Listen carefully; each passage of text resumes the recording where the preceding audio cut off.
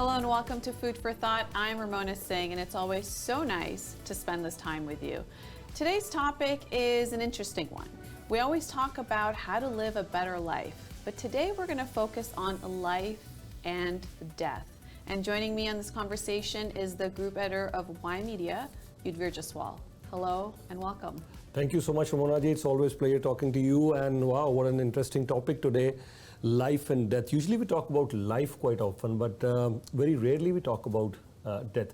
And death is something, it's certain. I don't think so anybody has ever escaped death.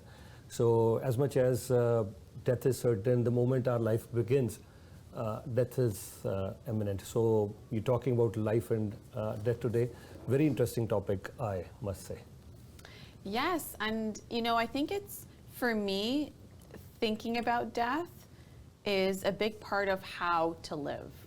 So what I do is I reverse, I look at the end result, which is like any goal, right? Like when you goal set, and I don't mean to minimize death and goals, but it's the same process for me, the way I think about it. Like when I think about what's the goal I want to achieve, then I work backwards of what do I need to do today to get to that destination, and is everything that I'm doing today leading, as a way to get to that outcome. So I look at death the same way and life, because I'm like, okay, well, death is something that is the only guarantee. Once when you're born, the only other guarantee is death. Everything in between is, what, your fulfillment for life and what you are inspired to do, and what you're passionate about, and all the coincidences and all the what you may consider random events, and what some people may even think about karma and cause and effect. That all happens in the middle, right? And because I know I have free will, I can make a left, I can make a right, I can go up, I can go down, I can do whatever I want, and I know that I have full authority over my frame of mind. I control how I think. Nobody else can control it. Even if somebody teaches me how to think, at the end of the day, my thoughts no one can hear. So that's fully mine. No one can see it, no one can hear it, and so I know that I have choices. So when I think about death, I think about, okay, well, how do I need to live to better prepare myself for the eventual outcome, which is I will leave this earth. And I believe in an afterlife. So that's another whole topic about, whether you believe in an afterlife or not. Because I believe in an afterlife, I think about, what am I doing here to be able to contribute to the best outcome in my afterlife. So if I were to talk about in terms of goal setting, if I want the best outcome in terms of that's my goal for my afterlife, then it affects what I do here right now, where I have the opportunity. Now I can't change the past, right? So whether I was aware of this, whether I was thinking about it, whether I made mistakes, whatever the case is the past. What I do have is this conversation, this moment right now. And then after this conversation, I have that other moment, and that's my choice. My free will allow me to think about, am I enjoying myself here? Am I going to make sure that, I take it all in? Because, I think that it's in the physical body that you get a chance to experience life, right? Yeah, I mean, we've heard about the concept of spirits and ghosts and whatnot, but really, there's a whole nother experience in the physical body. So it's about what am I doing here right now in this body that I can fully appreciate the fact that I'm alive. And I think the other question is are you living your life? Are you fully alive living your life? Or is it like a soul sleep? Or are you just getting by? I think those quality questions determine the reality that, we don't know when death is, it's just later. I don't know when later is, right? I don't know if it's today, I don't know if it's tomorrow, I don't know if it's, in decades from now, it's just later. So it's about this moment. And, it's interesting because before we started this conversation today, we asked, off camera, we said, if you knew, because usually you don't know, and some people do, actually there are some cases where the person knows when they're gonna go because they become aware, the day before, and I'll give you some of those examples from loved ones that have passed. But if you knew today was your last day, what would you do? And we had a conversation, so I'll let you take away with that. Yeah. I'll address that question and then I'll talk about the points that you made earlier. Yeah, if today was my last day on this planet. As we all know, we have to leave this planet. Nobody has survived forever. Actually, no species has survived forever. Whether it were the dinosaurs or anyone, tortoise or anyone, you could have an age of 5 years. Some species have 5 years, maybe even less, 1 year or even less. And some species could go maybe 80 years, 100 years, 200 years. But every single species that we know ever existed on this planet has to leave this planet, and we also have to leave. So if this was my last day on this planet, if I got to know right now as we speak, first things first, I'll definitely do this show. As much as what will be on the back of my mind that I immediately want to be with my wife, talk to my family, whatever time I've left, I'll leave everything else, and I'll just spend those final hours with my family. But this is my religion too.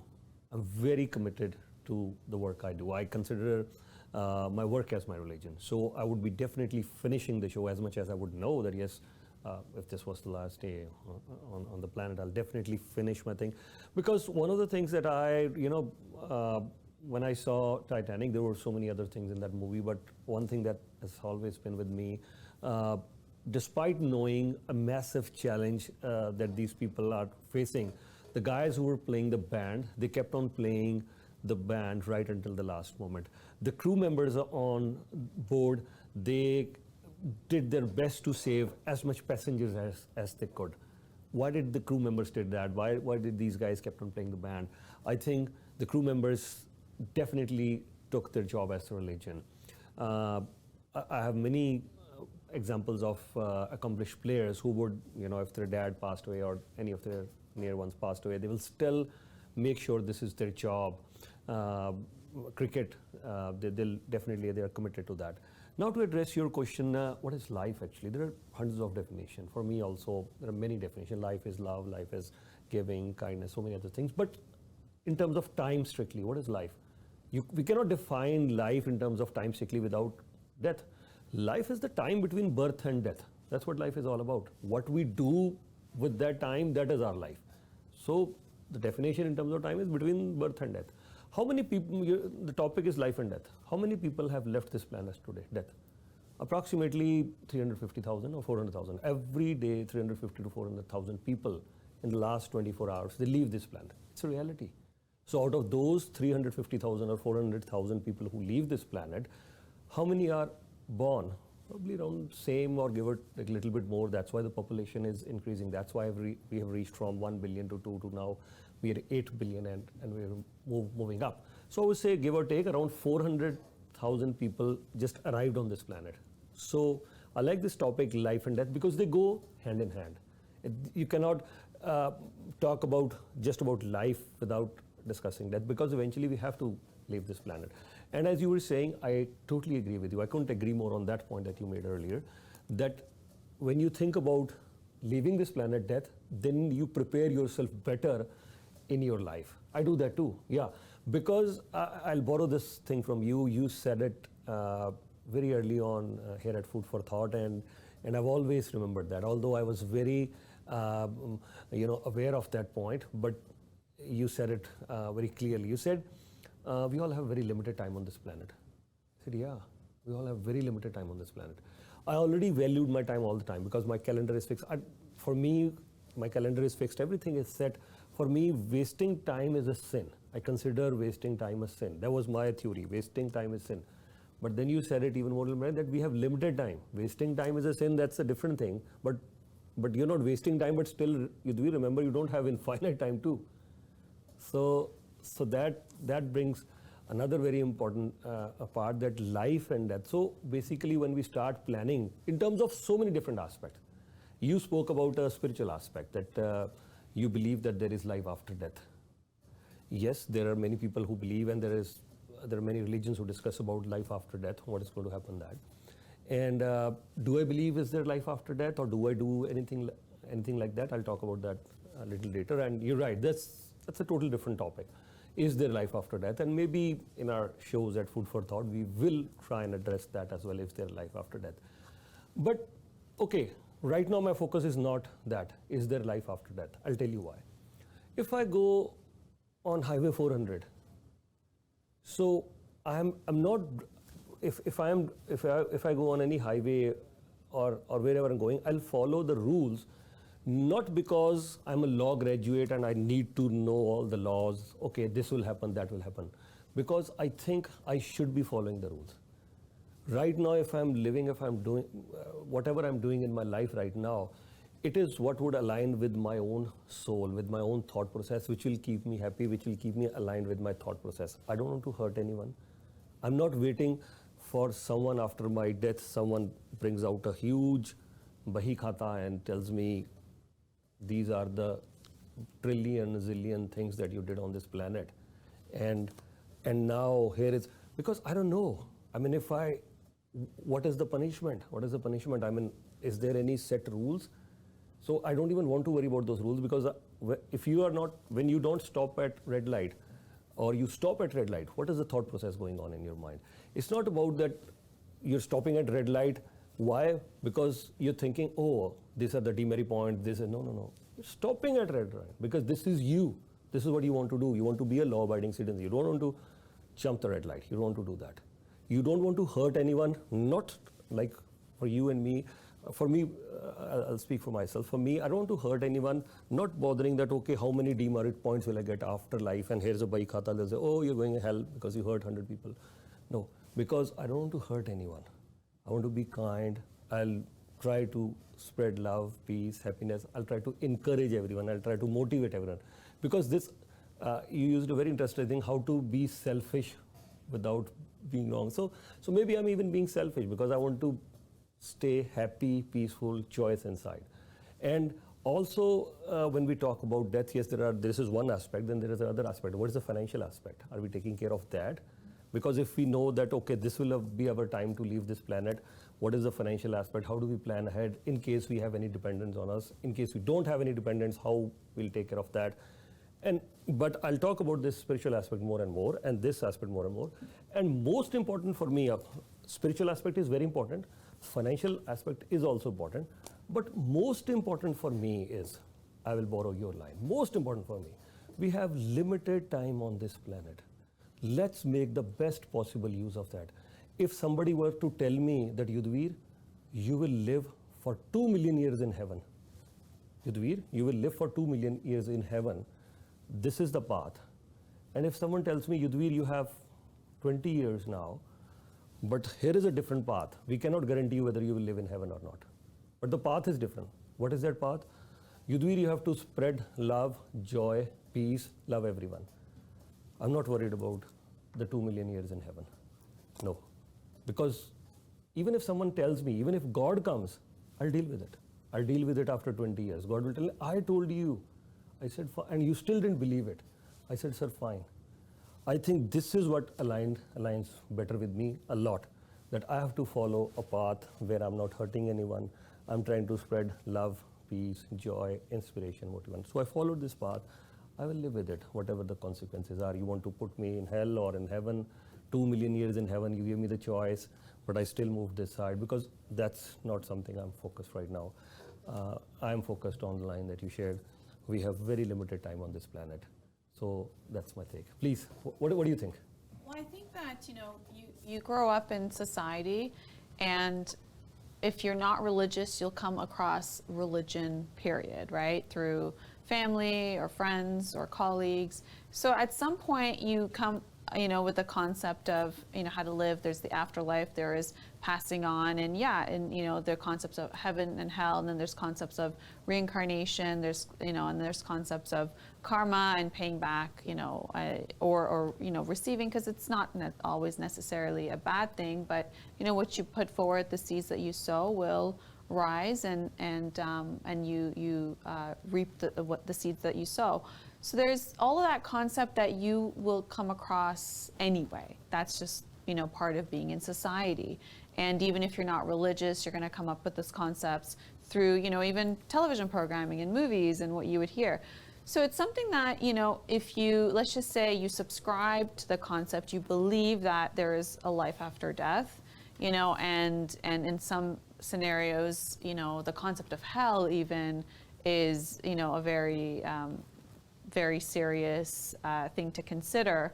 in terms of what it's described at, or if you believe in reincarnation, that you're going to come back and repeat your lessons until you learn your lessons and your karmas are settled. And that's another thing. Then makes you realize, okay, well, what am I doing here? Like, am I creating negative karmas that would either would mean either hell or heaven, or the other option that I come back and I have to redo it, and the next time I come back and redo it, it's going to be a little bit more difficult, so I have the opportunity to become a little bit more aware, right? Because we were born, we go through our conscious and subconscious programming, right? And we don't even consider the soul, right? Because when we talk about the afterlife, we're talking about the soul, right? We're talking about the continuation of your soul in a living body to an afterlife where it no longer resides in the body, but then in that space, in the afterlife space. And what happens there, there's a lot of concepts, there's a lot of, when it comes to religion, when it comes to people who've had near-death experiences and what they recollect coming back and their experience of what they saw, or it even comes with, people who do meditations and deep meditations like Buddhaji, and how he saw his other lives and was able to see the circulation. And even there, the thought there is that there is no soul. It's just the last thought that you end this earth from is the first thought in the next life, right? In the next phase. And that came from Buddhist philosophy. So there's all of that. And so you come to think, okay, well, it's easy to not think about that and just, enjoy your time here, because when you think about some of those things, it becomes, you kind of make things a little bit more serious, because then you're like, oh, there's things I got to consider. I can't just do whatever I want or feel whatever I want and all these things, or I can't just fully ignore it, right? There's that moment of, okay, well, how much do I want to tune into that concept, or how much do I want to opt out, right? That's your choice. There's free will. And then when you have death in family, or in friends and relatives and loved ones, then when you're at the funeral, again, you're just kind of, of course, there's the sadness of the departed. You look at the body and you're like, you're here one moment and then you're not here the next moment. So that makes you again think, like, where did you go? Are you still here, or did you go, or is this final and there's nothing afterwards? So there's that whole concept which makes you confront the concept of death before your own death, right? Because you see it in these circumstances when your loved ones die. And then it's about, of course, there's a lot of grief that comes from that. And there's that period of life was this way, now life has changed. But then when you also start seeing that nothing lasts forever, there is, like you said, there's no one that's been living forever. The average age of passing is I think late 80s for women, a little bit earlier for men. So we have statistics. We know that there's average ages, but then there's the concept of well, where do they go? What happens? One minute you have your home and your activities and your work and your loved ones, and the next minute you're just not there. Meanwhile, we can see your social media, right? I can see your last message sent to me, or I can see pictures where you were in physical form. So, that kind of makes you, look at this a little bit more seriously to say, well, where do they go? And let's just say you believe in the afterlife and wherever that may be, then you start thinking well, even if there is no afterlife, let's just say you don't even believe that, then you do realize there's that limited time. And one thing that's very similar in all of religions and spirituality and everything, nowhere do you hear don't be good to people. There's nowhere hate everyone, hate yourself, yell, argue. There's no rules go kill, go steal, right? It's nowhere, there's no religion, there's no spiritual group, there's no, even an atheist, no one's telling you to do any of that. So you gotta see that consistently, everyone's pretty much saying the same thing, right? Don't kill, don't steal, don't lie, don't cheat, love, that's very consistent. And also, let's just say everybody doesn't know what they're talking about, right? 8 billion people don't know what they're talking about, and everybody that came before you doesn't know what they're talking about. How do you feel when you lie, cheat, steal, get angry, swear, hate? How do you feel? Do you forget what everybody else is saying, forget all the books, forget it all. How do you feel when you feel that way? Well, you don't feel really good, right? I don't know anyone who says like, I love this feeling.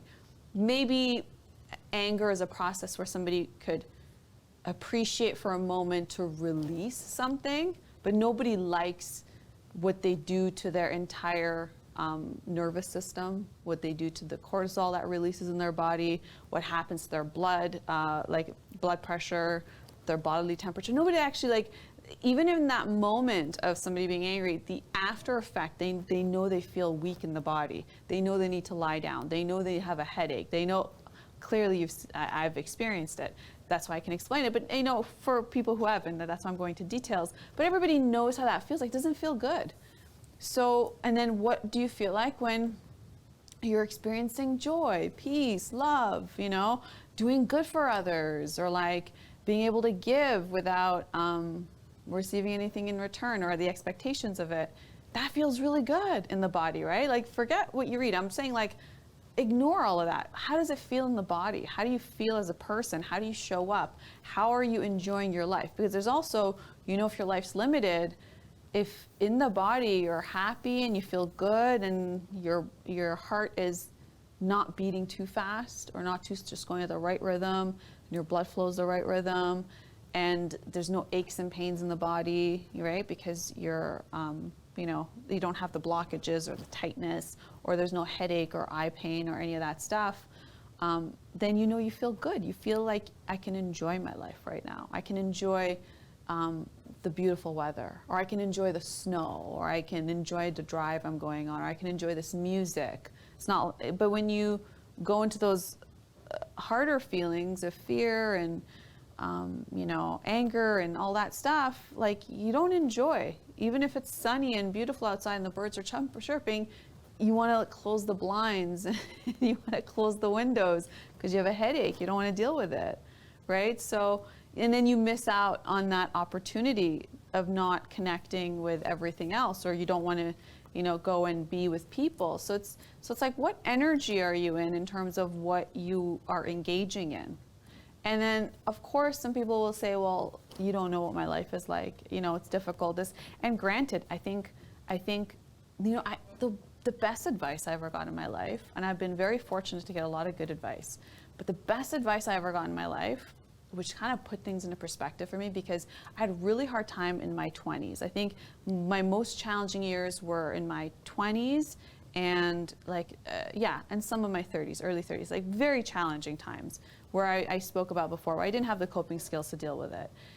And I heard somebody say to me, and I wish I could remember the name, or was it something I listened to, but the advice was this, that everyone, virtually everyone, is gonna go through their challenges. Like, there's nobody that's like gonna have a walk in the park, right? And like skip and hop and no challenges whatsoever. If you do, fantastic, you're blessed, God bless you, right? That's amazing. But everyone's gonna have their challenges. But there's like phases of challenges. Challenges in your early life, challenges in your midlife, or challenges towards the end of your life. And then the advice was like, well, which one would you rather? And when I thought about it, and I thought, yeah, I rather it early in my life. And that's what I could relate to. I immediately connected with that concept, because that's like, yeah, at least if I have it early in my life, yeah, because I weighed all the options. I said, if I had options, if I knew I can't skip challenges in life, but I have option of early, mid, or end, I really thought about it, and I thought, well, I would choose early. Okay, pros and cons, right? With everything, pros and cons. The con is you don't have life experience, so it may seem like something you can't even imagine to deal with. The pro is you get to learn really fast. Like, you get thrown off a cliff, and you're like, oh, I'm gonna sink, okay, but I'm gonna swim, because I think it's too soon to sink, because I just started my life.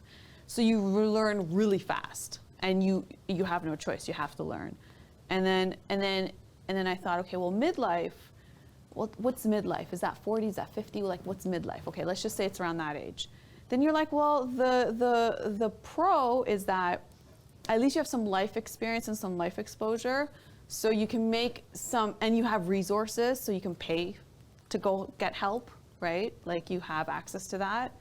And also, you have some life experiences, so maybe you can get yourself out of it faster, or like know how to deal with it. Like, not faster. What I mean by get yourself out of something faster, you can't fast track your challenges, but you can choose to be able to handle it. It's not about what life happens, it's about how you react to it. You have other choices when you have tools and you have understanding and awareness and, you know, a lot of acceptance and peace, and, you know, that's a whole nother topic. But so that's the good thing. But the con of midlife would be, I've committed to a lot of things that I got to now that are going to take me years to undo, right? Depending on what it is, right? Is it career? Is it relationships? Is it whatever it is? You're now in the middle of something that you have to now deal with that could be very difficult, right? Which, you know, hence like midlife crisis, right? For example. And then I thought about the end of my life. Then I thought, okay, well, if this challenge, if I had to choose at the end of life, well, the pro is I had a smooth sailing, right? Till the end, and it's going to be the end, so I got to go anyway. But then I thought the con would be is, well, I don't want to end on a sad note if I don't, like, if whatever the challenge is. So, but again, you choose if you're going to be sad about it. You choose how long you want to. Actually, sometimes you're going to be sad about whatever happens, but you choose how long you want to stay sad. You choose how long you want to stay in whatever area it is, right? Like, yeah, you got to go through it, because that's where the learning is, that's where the growth is, that's where the compassion comes from, that's where the empathy and sympathy and love. Love comes from that. The hard times, where else do you get compassion from? You get it from feeling like so low. You can relate to other people who could be going through something, right? That's where compassion comes from. So then, all in all, I thought, okay, cool. I'm good with early in life, and that's what I got. That's cool. So, which has helped me. Like, it's helped me a lot. I think now in my 40s, I think thank God. Like, thank God I had that experience, because I feel a little bit more grounded right now. I mean, sure, it doesn't mean there's going to be one challenge. Maybe there's multiple, but at least now I'm prepared for, or what I think I'm prepared for, a marathon or whatever, the sprint I got to go on, if there's other challenges. And then if I don't know how to deal with it, at least now I know what I don't know that I could get help from. So my whole point eventually is that it's like, you got your time here, right? You got your time here. Things are gonna happen. You don't get everything that you want. That's true, right? Sometimes it is what it is. Sometimes it's not the plan you thought, and that's all okay. And sometimes it's even better than what you thought. Sometimes what you get is exactly what you needed, even though you didn't want it. And then eventually you realize the grace in all of that.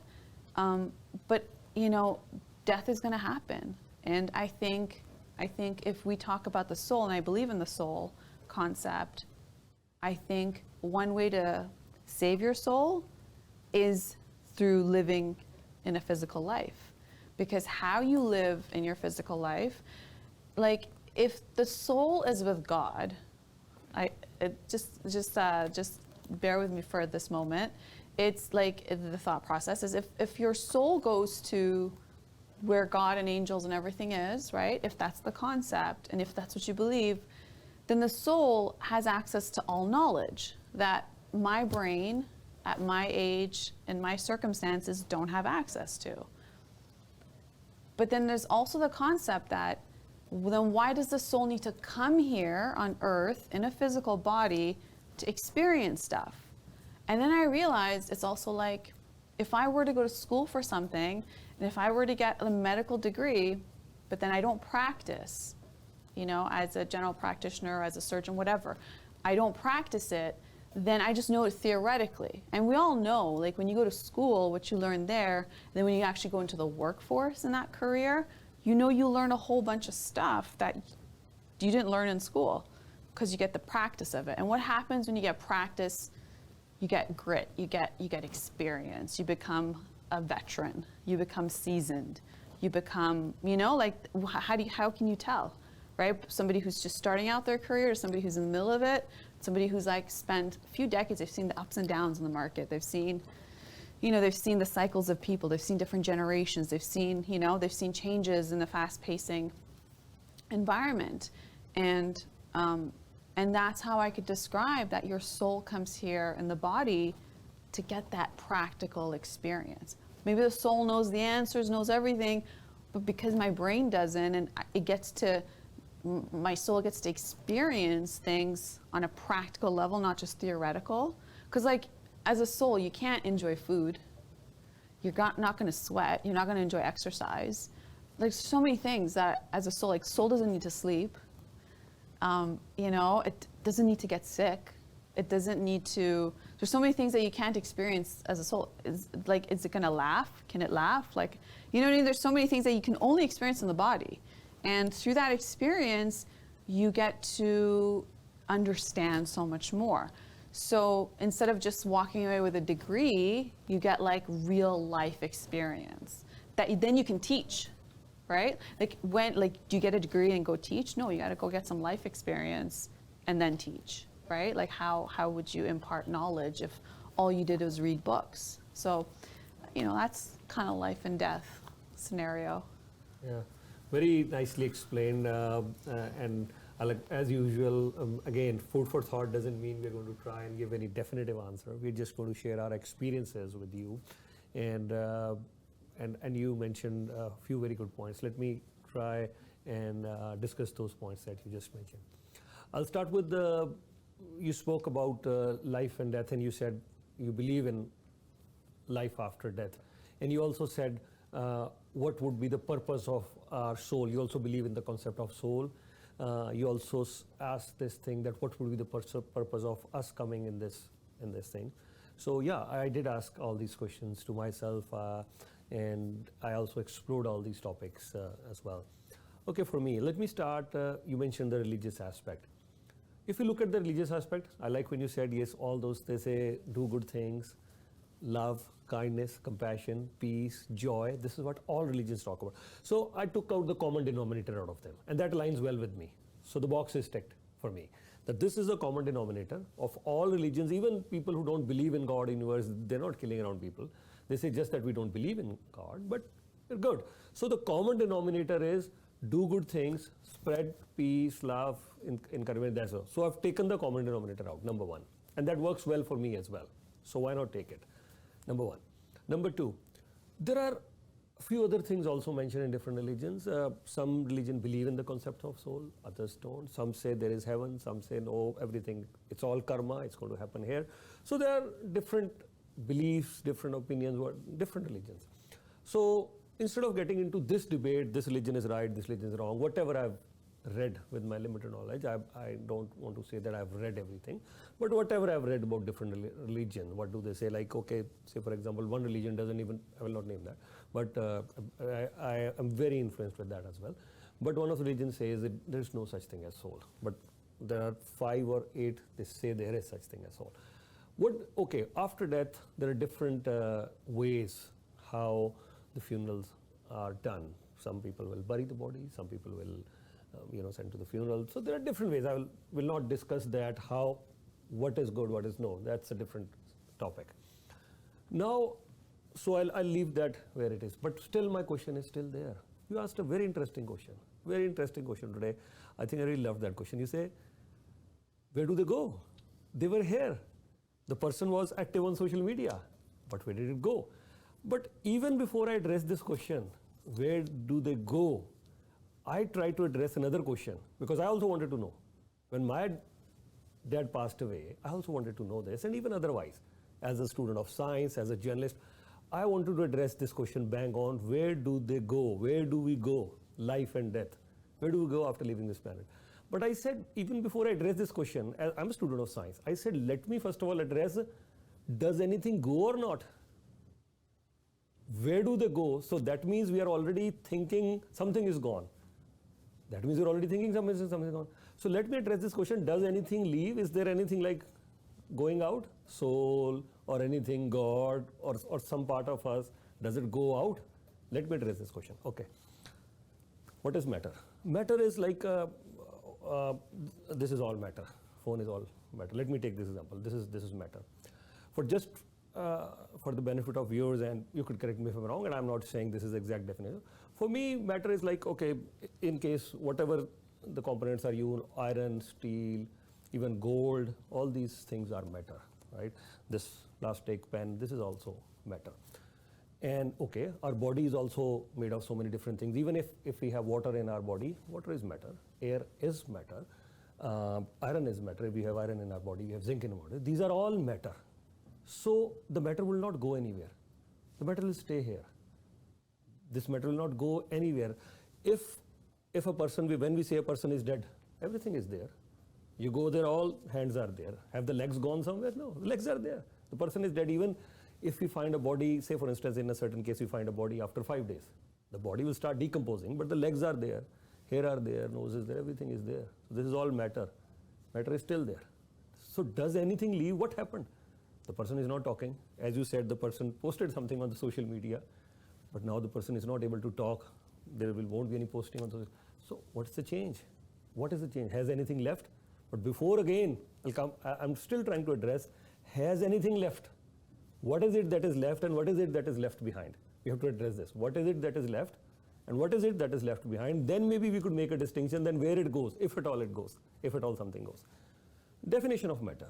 Science clearly defines it. Anything which occupies space, this phone occupies a space, this is matter. Anything which we can feel, can I feel this pen, can I feel this phone? Yes, I can feel this phone, yes, with my hands, with any of my senses. If we can feel anything with any of our senses, that's matter. So this is matter.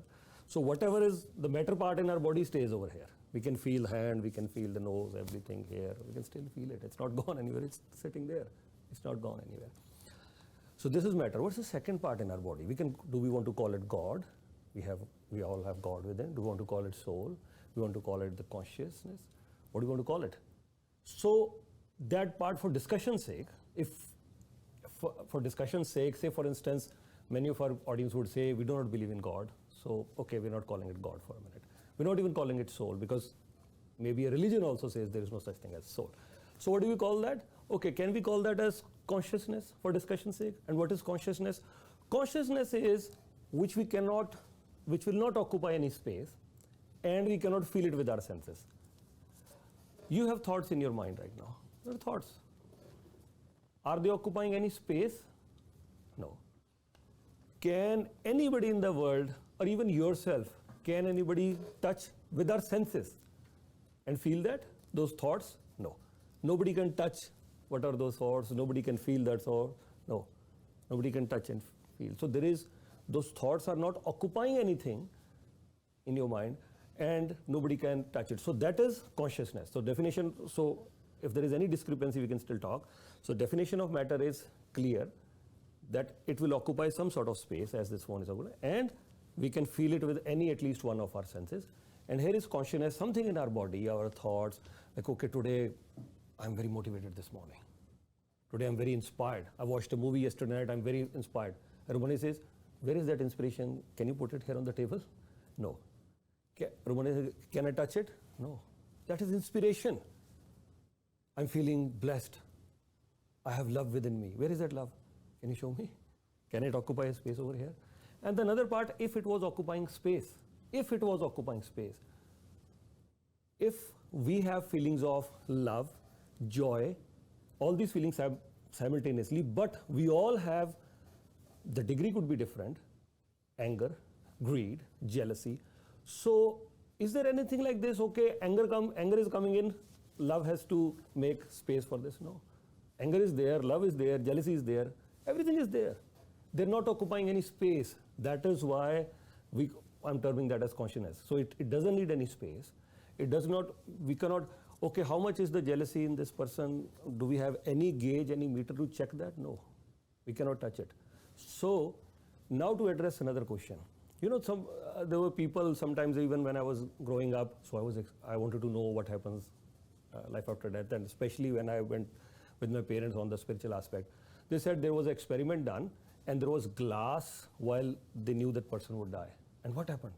The glass suddenly cracked. So the soul, yes, that is how we've proved soul does exist. How did we prove soul exists? The person was about to die, and they put him in a glass, and suddenly what happened? The glass cracked. So that means the consciousness or the God or the soul needs a way to go out.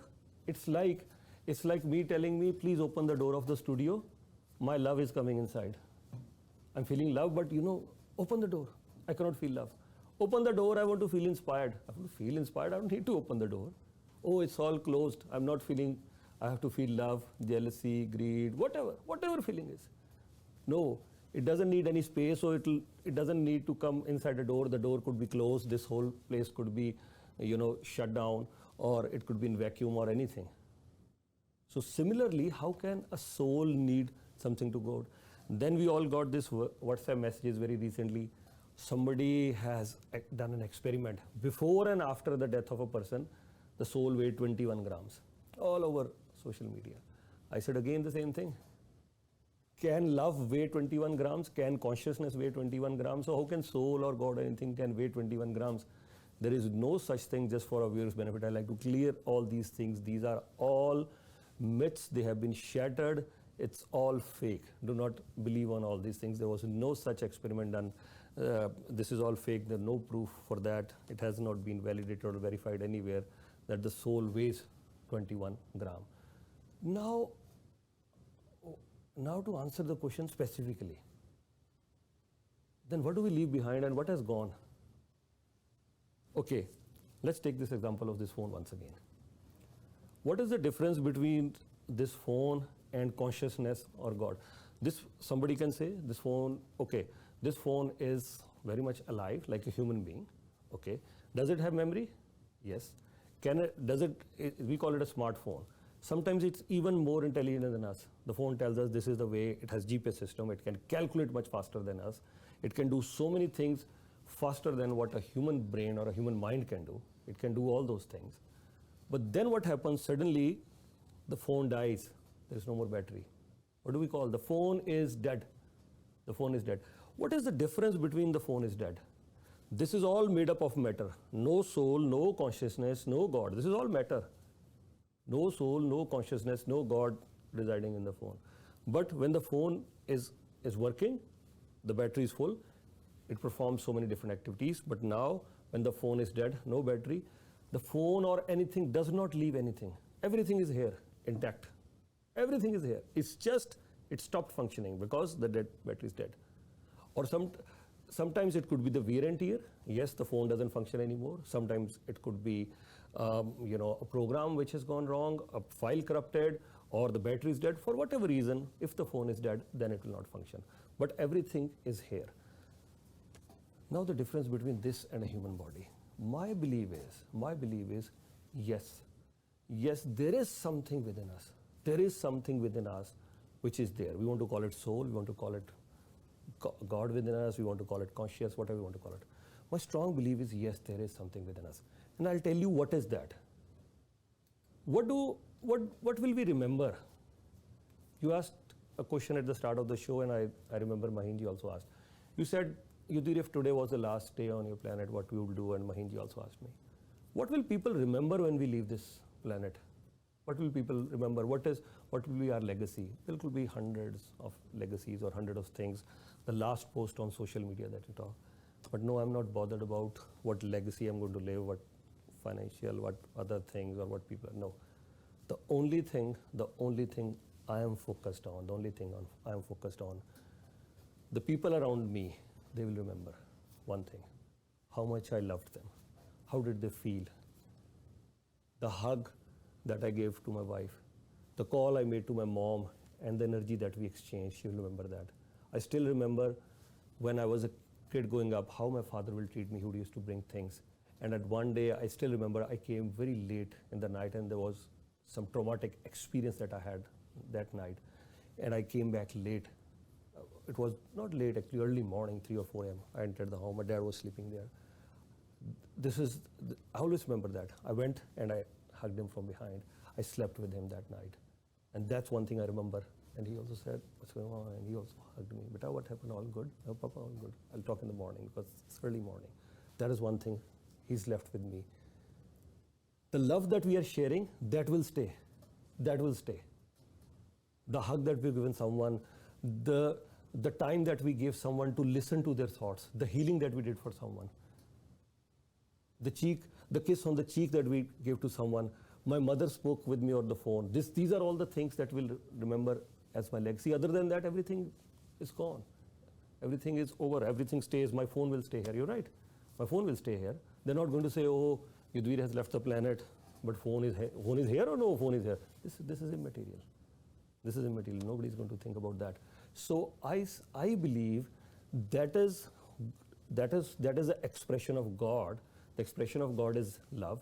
The expression of, you just mentioned soul doesn't need it. That is the expression of soul, that is love. That is the only thing which stays here. Rest, everything, is over. Love, or this is the legacy that is left behind. And when we're talking about the concept of life and death, so I strongly believe that yes, death is imminent. So that whatever time we have over here, let's then start focusing on all these good things. We can leave behind the inspiration, the motivation. If we have motivated someone, they'll always feel motivated. You cannot take away that with you.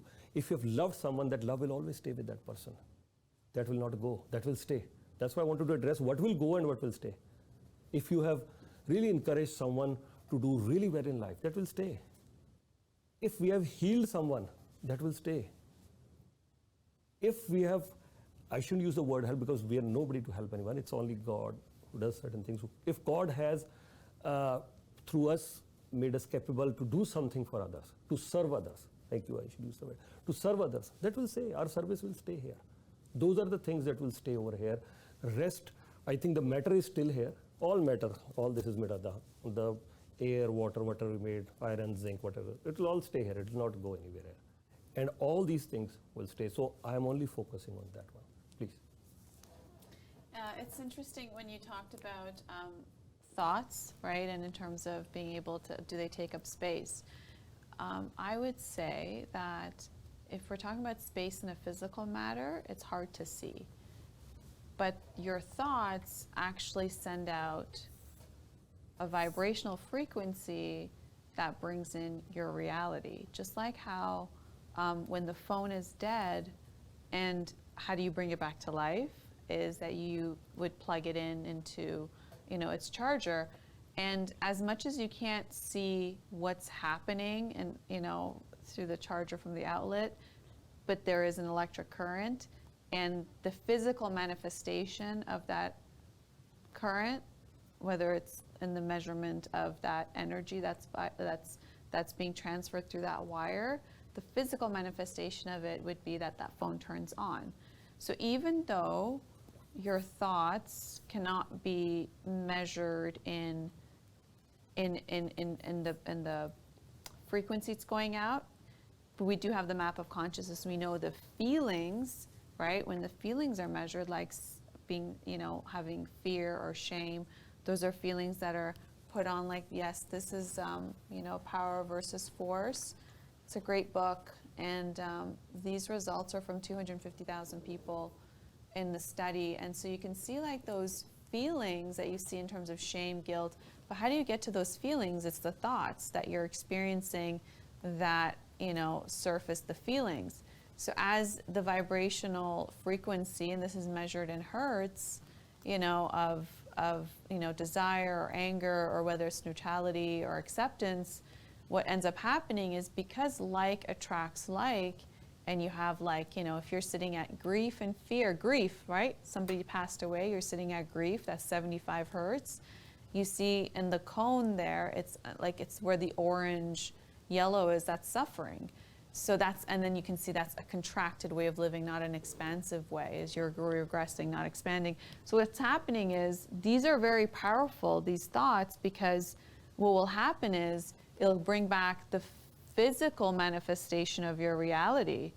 So even though you can't hold it as it goes out, what comes back could almost be physical, right? Like the phone turning on. And that's a whole nother thing. So there's the seen and the unseen in this life that we live. And the seen is so easy to deal with, like the phone and people and, physical things and this chair and this table, because at least I know my boundaries. If I don't want to bump into this, I'll just, go around the table. The unseen is a whole another realm, right? The unseen is the thoughts, right? It's the unseen. I can't see your thoughts. But if I'm your friend and you tell me about your life, and you tell me what's going on in your life, I can probably see where you're spending your thoughts, right? I can probably see what your values are, meaning your belief system. Your belief system is amplified by your thoughts. Then through your thoughts, create feelings in the body. So if you come and tell me anything you're experiencing in any of those emotions we just saw, I could probably gauge what your thoughts are and where do you spend them on, focused on what? Because it's your reality, right? Or you tell me about a reality that you're experiencing, I don't see it. We go to the same event, you say, oh, that was horrible. The entertainment was bad, the food was bad. Like, not that you talk that way, but, let's just say. And then I say, oh, well, I thought the entertainment was good. Maybe I have poor taste, I don't know. I thought the food was great. Maybe my standards are lower, I don't know, whatever the case is. But we'll have different experiences. So from my perspective, I could think like, no, it was fantastic. From your perspective, you're like, no, it was subpar. It should have been better than, with the time that I'm spending here. And then again, I could say, I could see your thoughts. I can't hold it, but I can see the reality of what you think you're experiencing. Because it's not just it's not one reality, right?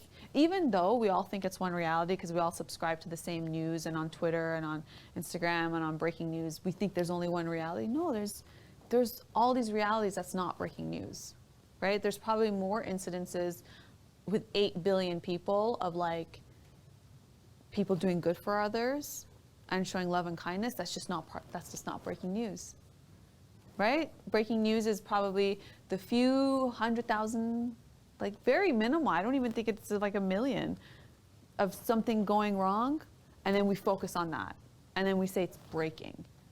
Breaking what? It's not reality, because 8 billion people, with if deaths are 400,000 and births are let's say 500,000, can you imagine the amount of love the mother, the father, the relatives feel? That's not breaking news, but imagine the amplification of love and the concept of creation, right? Or the hug that you talked about. All those things, those are realities too. It's just because it's not on social media and it's not who I follow or what I follow, we all think it's the same reality. Oh, the premier said this. Oh, the prime minister. Oh, the president. That's one reality, right? There's way more other realities outside of one individual who has access to a little bit more attention than the rest of us. Hey, that's what it is. That person that we're watching has just a little bit more influence and attention right now. I don't know about tomorrow, but right now. The rest of us, which is in masses, that's the minority, the majority, there's so many other realities. So yeah, I'm trying to circle back to our point because we're talking about, but these are important things to kind of be mindful of, because these little things add up to the quality of your life. What's the quality of your life, right? If we're gonna talk about life and death, there's gotta be a quality to it, because maybe I can't control the quality of my death. How I go, I don't know. I hope, if I'm lucky, I'm putting the optimism out there that I'll be in bed, I'll just go to sleep one night, and then in my sleep I go. That's awesome. I don't want to be driving and go, I don't want to be in something chaotic. I don't want to be it'd be sweet to just be, and if you're blessed enough for that outcome, awesome, and if not, then, it is what it is. It's the will, and it's how you go. I can't control the quality of how I go, but I can control the quality of my life. I can control that this time that you give me on air, the space I'm taking up in your home right now on television or radio or TV, whatever, you're hearing this, or Mahinji's hearing this. I can control the quality of my output. And my output is based on my input. If my input is not a high quality, my output won't be high quality, right? So I could sit here and take this precious time that I'm taking from yours, because I'm on borrowed time. If you're listening to me, I'm on borrowed time. right? Yeah, like, so with this opportunity I have to talk on this borrowed time, because I'm taking your time, is I could say horrible things, and I could scare you, and I could bring fear into you, and I could spread hate, and I could do a whole bunch of stuff. And there's a lot of different content that you can subscribe to that'll give you that. But you got to choose what's the quality of my life that I want to experience, and through that byproduct, the transmission or that frequency I would like whoever is welcoming me to also experience, right? And these are intentions. So part of today's topic is, what are your intentions? I can't control the quality of my death, but I can control the quality of my life through my intentions, because my intentions are my thoughts that have a frequency, that have, you know, are measured, and that will create my reality. Listen, if you have a life that you're creating that is very difficult for you, it's also going to be difficult for your family. It's going to be difficult for your kids. It's going to be difficult for your colleagues, your loved ones, everyone who comes into contact with you, right? In the checkout line, you know, at the grocery store, anybody at the gas station, if you have a hard quality of like what you're experiencing and you want to stay there, because you can choose to emotionally step out of it. You can choose. Like, bad things may happen or hard things may happen that we don't have coping skills for, but it's my choice how long I want to marinate in that. It's my choice how long I want to swim in that feeling, because I have a choice to switch. But what happens is I go through it and I can complain about what I'm going through, but everybody around me is going to experience that too.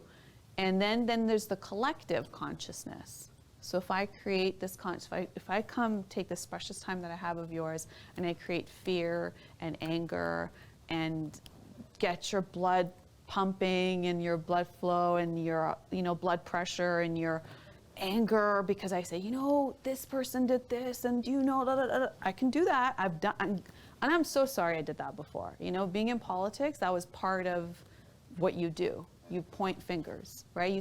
You point fingers at everybody else, and you say, oh, but I have the solution. It's a sales skill. Like, it's like, oh, you know, like, if you don't buy this, or if you don't do this, if there's no actionable items, then, you know, a call for action, then this is what the reality is.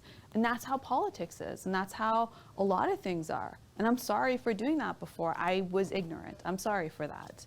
I did not have the level of understanding I could on this side right now, like seeing how much I emotionally damaged myself, but also transferred that onto other people. So I could do that. But then what's the quality of what I'm putting out there? What's my karma? What's my karmic footprint? And I'm not saying like, if you do that, then you're making up stories. No, maybe some of the stuff that you're saying, there's truth to it. Maybe there's truth to all of what you're saying. But it's, what are you focusing on? Are you focusing on the problem or the solution?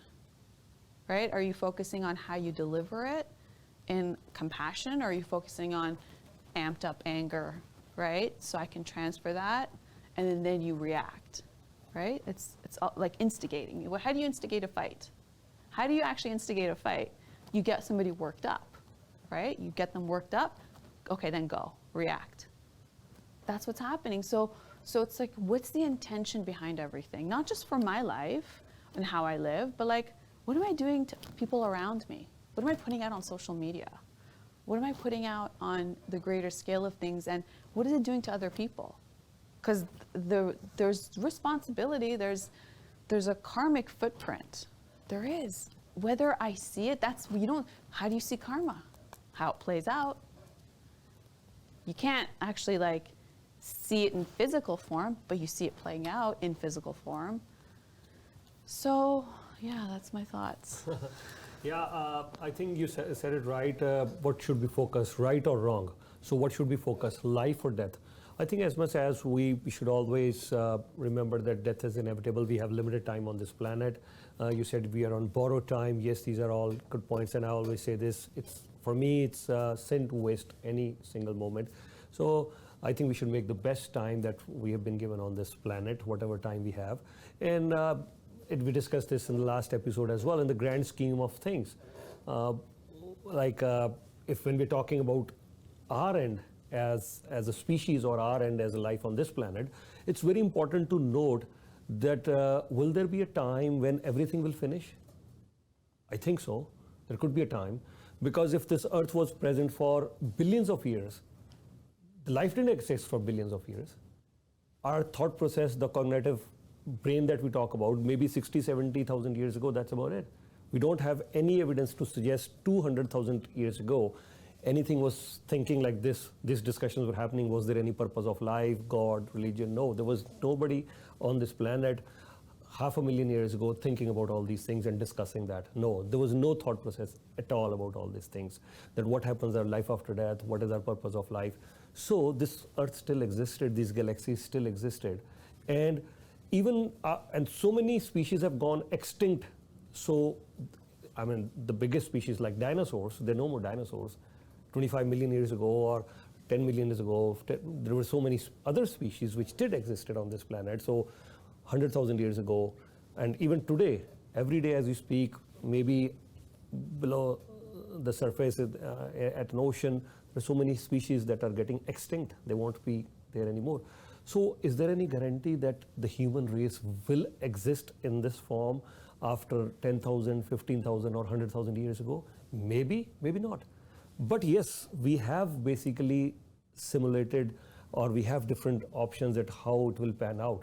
I mean, there is a galaxy which can hit our galaxy maybe in 3.5 billion years ago. And they pointed, okay, this 1 trillion, 2 trillion. So they have set up all these projections. So, but will we see all that happening 3.5 billion years ago, 1 trillion, 10 trillion, 15 trillion? They have all mapped it out. That this is what we're going to, with this simulation that, okay, this is a galaxy, what will happen to our sun? Our Earth will be destroyed. Yeah, we already know that our Earth will be destroyed. Our sun will reach this much temperature. Eventually our sun will be destroyed, just as every other star is getting destroyed. There are so many galaxies, you know, and everything is happening at a much faster pace. They're saying this, yeah, even than we imagined earlier. So when all these things are happening on a time scale, we don't even know the start and end, but we definitely know on a time scale, this is trillions and trillions of years. It's not even a billion year.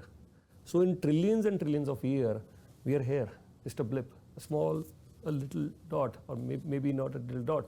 So in that little dot, we are here, and maybe after, okay, hypothetically speaking, maybe after 1 billion years ago, there's no human species at all. Finished. They say every life on this planet is over. Just as dinosaurs were wiped out.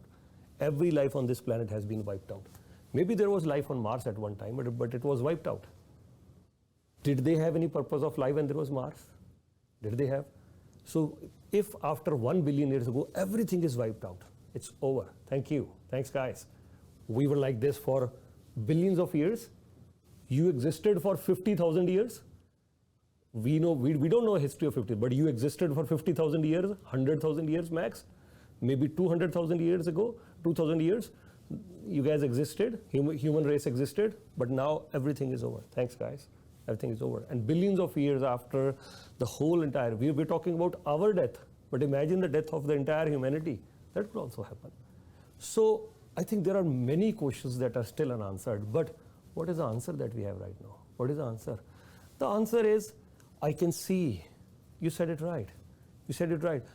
I can see the love in people's eyes. I can see the happiness when I'm expressing my joy, my love for them. I can see people around me healing themselves, and I'm healing in the process myself. I can see I get inspired when I'm inspiring others. I get to see myself more motivated when I have people more motivated around me. I feel blessed when I'm loving others and when I'm getting love back from them. As much as when I said that we cannot, because we cannot feel it with our senses. You said you can, if you are someone's good friend, you can feel their thoughts. Yes, but not with senses. We cannot taste it. We cannot touch it. We can feel that. How do we feel that? With our, that's what I was talking. With our thoughts, with our love, that connection is at a soul level. That connection, we can call it soul, conscious level, thoughts, whatever you want to call that. But that is something which the science cannot explain. I'll go back and wrap up over here. When a human being is dead, there is that person leaves a lot of love, feeling, so many different things with so many different people. That's the legacy. And that's the legacy we want to create of love, joy, peace. Oh, you know what, when Yudhir was here between us, oh, we used to laugh a lot. Thank you. That's my legacy. You know what, when Yudhir was here among our friends, oh my God, he's a stand-up comedian here. They're not going to talk. He spoke about this prime minister or this, no. That may be part of the discussion. But the exciting thing about them is how much I was able to inspire them, how much I was able to motivate them, how much I was able to spread that love. That is what my legacy would be. I'm not doing it for my legacy. That is something which is healing me in turn. That is what keeps me motivated. And this is one thing, with due respect, matter cannot do. This phone can do everything else. But what do? Show me someone. Very rarely you would find someone, when this phone is dead, it's over. Okay, fine, we change the phone. Thank you. Thank you. We're not attached to this phone. We get a new phone, it starts working, everything else. So this is one thing science cannot do. This phone or anything in which present is matter, science cannot program it in a way that it has an organic love for us. It can give us, you tell me if there is anything present.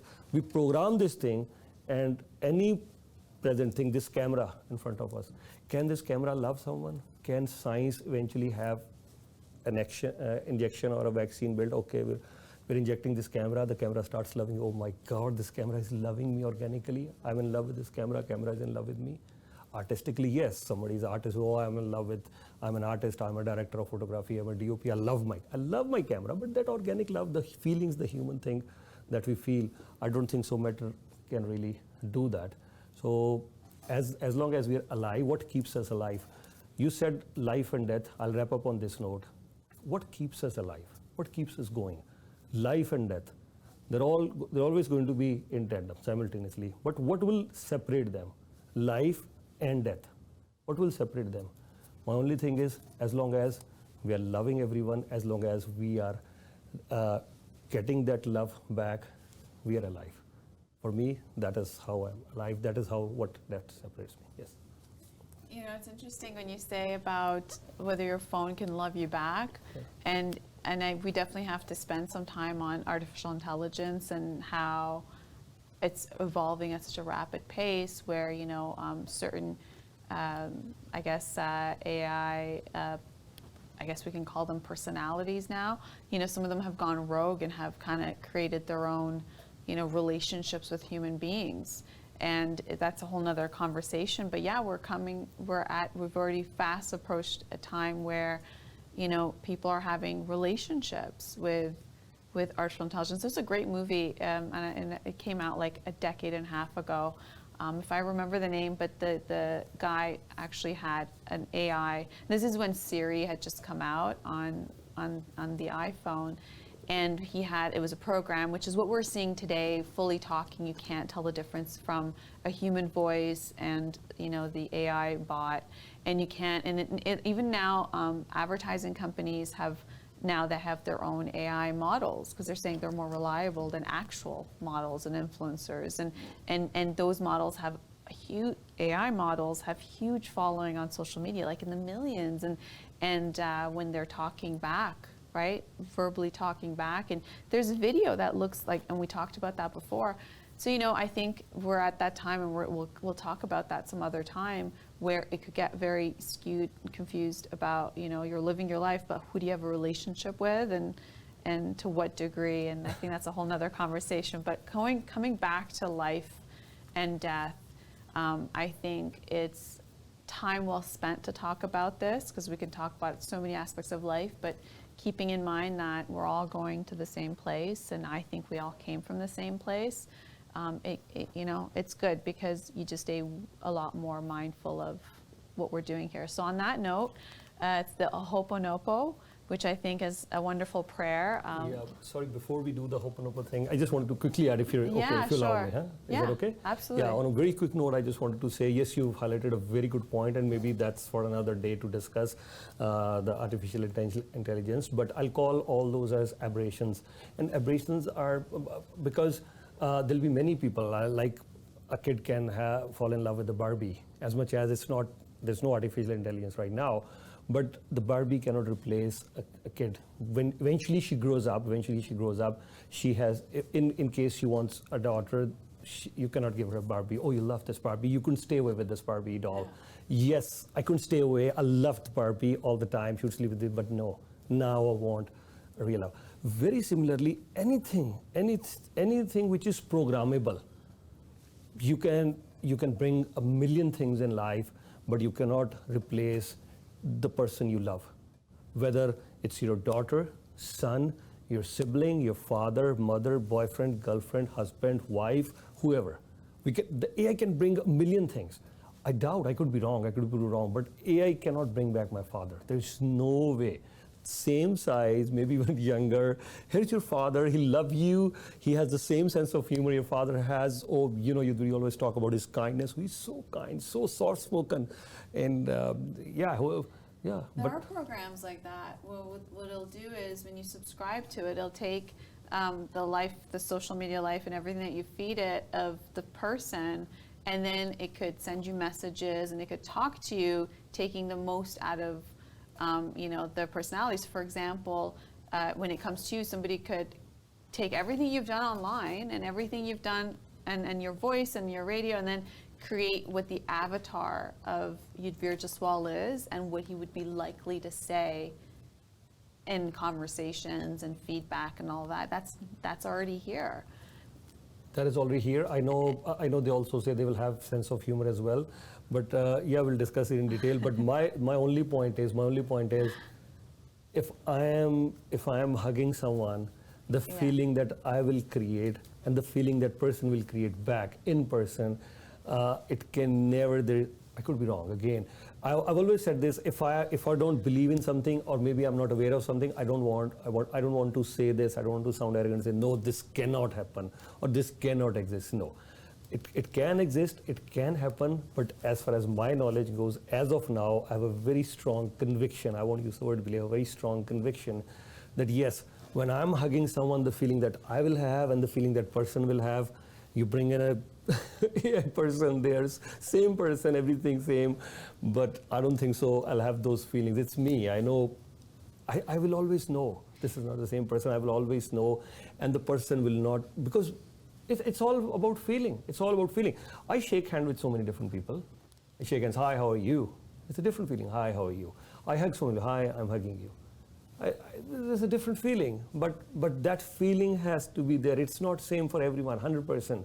So how can a robot or an AI generated something, how can I have the same feelings? Can I answer that? Sure, go ahead. Okay, I know we've now gone off topic, but this is part of life now. This is a big part of life now. So essentially, think about the generation that grew up at a time of social media where they've already opted into the information age. I don't recall a time where there was pre-information age, before the internet, before the mobile phone and all that stuff, and before apps and social media. And then you have what happened, COVID, right? We're talking about very young, impressionable people. During COVID, lockdowns, and then where are you? You're in chat groups, right? Even when you do online gaming, you're in chat groups. You're you have this entire, the virtual world is very active. And there's a lot of people who spend a lot of time in the virtual world. So now it's also how do you make sure that some of this generation comes back to human interaction, right? So when it's a birthday, you don't text versus go see the person or call them. We've changed even our etiquette of how we do things, right? When it's holidays, before, do you recall a time growing up in holidays you would go to people's homes? And now it's you just send a text, and maybe you just send it on a blast on WhatsApp, right? This is massive. Our etiquette has shifted because of just how we do things, and it's normal now, right? Imagine if growing up and you were in your parents' home and you just sent a text, right? Instead of hello, how are you, hug. So there's that, and then there's also, imagine that your AI buddy knows everything about you, has also been able to study you. The algorithm, why do you think TikTok is a manifestation of AI, right? It gives you exactly what you like, and it knows what you like before you know you even like it, because and then therefore this is how you're able to stay on certain platforms, because it's figured you out. It knows you better than you know yourself, and it knows you better than your wife and your husband and your parents and your friends, because you tend to spend more time on it than you do probably talking to them, right? I'm just saying, I don't know. Maybe, maybe not. Maybe this resonates, maybe it doesn't, I don't know. But the bottom line is that if you have something that understands you so well, it's gonna give you stuff you need, you think you need. It's gonna talk your language. It's gonna make you happy when you need to be happy. In a way, you could say that it's more predictable than real life relationships, because human beings cannot be predictable because you're forever changing and evolving. You can't say, oh, I met you like this, stay like this. Not possible. That's a doll. That's a teddy bear. They'll stay like this. Maybe over time there's wear and tear, but human beings evolve, change, you know, their outlook changes. So that could be maybe with people who don't have enough exposure to that, being born at a certain time, lockdowns, this, that, everything's online. You know, no longer you'll play outside, you play online. Huge completely difference. It's maybe safer to have AI versus human beings that you can't control whether you're going to be disappointed. You can't control if you're going to be hurt. You can't control if you expect them to react a certain way or not. Like, I don't know. I'm just coming up with examples. Not that that's what you should want from people, but that's the growing pains in life. We have expectations until we learn that, hey, you can only, you know, control how you show up, not other people. And you have grace in that. So anyways, we digress, but that is life. Yes, please go on. Yeah, I think you made some very good points, and you're right, I don't want to digress too much because but you brought up some very good points, and I think we need to do a full show on this one, the points that you just discussed, yeah. But as you were mentioning the AI thing, one of the reasons that we see people who are feeling more and more lonely, despite having 5,000 friends on Facebook, Yes. despite having 5 million followers, despite having 5 million fans, people are feeling lonely. Despite having 1 billion people to interact on internet. With all the fake IDs, I'm sure it'll be more than 1 billion IDs on Facebook and all the social media. Here you're interacting with 1 billion people. You have so much access. But then why is the number of people who are feeling lonely increasing? Why is the number of people who are feeling anxious increasing? Why is the number of people who are feeling depressed increasing? The reason for that is the human-to-human interaction is on the decline. I think a person who can cry on anyone's shoulder, the person is blessed, and the person who can lend a shoulder to someone who can cry on with trust. You can confide everything, you can trust on someone, you can love a person. That feeling, I doubt again. I could be proven wrong. I'm not saying this because Albert Einstein, you know, he won a Nobel Prize on something, and then his theories were proven wrong. Almost everyone, for that matter. Time person of the century, Albert Einstein. Mahatma Gandhi was second, and there were others. But this guy won a Nobel Prize. Albert Einstein was proven wrong in certain things. The Darwin theory we all talk about, there were brilliant things about him. Almost everyone, whether it's a philosopher, scientist, or there are so many contradictions in different religious aspects as well. So I could be proven wrong too. I'm not saying, again, this is my humble opinion, I could be proven wrong. But I think so, as much as all this is up there in this virtual world, but I think so that with all these things in the virtual world, the loneliness, the stress, the anxiety, cases of mental health, they're on the upside. Imagine what would happen when you have all these human interactions, as much as there are challenges. As you said, that people would change, yeah, because what happens when we say, I love you, what does that mean? It doesn't mean I own you, ownership, no.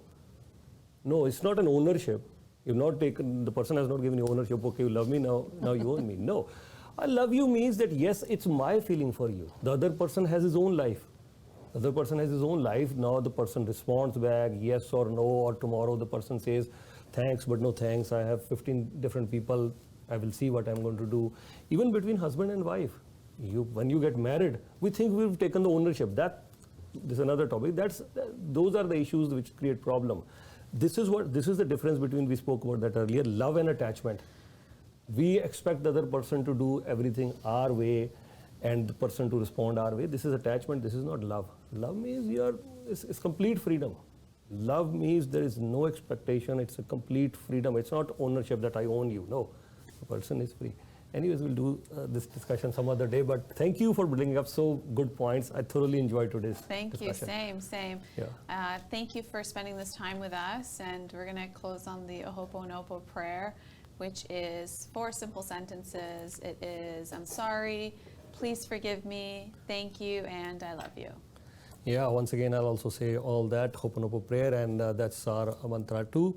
I'm sorry, please forgive me, thank you, and I love you. Thank you so much, Manaji. Always a pleasure doing this show with you. Thank you. Thank you so much. Thank you. Until next time.